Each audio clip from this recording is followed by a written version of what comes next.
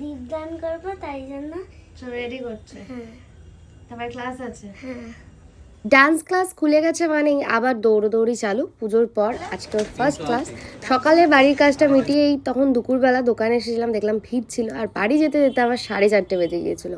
তারপর বাড়ি গিয়ে খাওয়া দাওয়া একটু রেস্ট নিয়েই একদম ছুটতে হচ্ছে দিশা ডান্স ক্লাসে। তার আগে ও রেডি হয়ে গেছে, হয়ে গিয়ে ও আগে ভগবানকে দীপ দেখিয়ে দিচ্ছে। মোটামুটি সব কাজই পারে, পুজো থেকে পাঠ, তারপরে নিজের সবটা কিছু নিজে করতে পারে, শুধু ওই পড়াশোনাটা। এখন থেকেই আমার প্যাকিং করে দিয়েছে। না প্যাকিং করলে খক খক করবে। তারপরে ক্লাসে যাওয়ার উদ্দেশ্যে বেরিয়ে পড়লাম। অনেক দিন পর, প্রায় পুজোর পর। পুজোর আগে থেকে আমি দিশার ক্লাসটা অফ করে দিয়েছিলাম কারণ দোকানের চাপে। তো ফাইনালি পুজো টুজো কাটার পর আজকে ফার্স্ট ক্লাস দিশার, মানে ডান্স ক্লাস। চলো দিশা, তুমি কিছু বলবে? কতটা এক্সাইটেড? অনেকটা।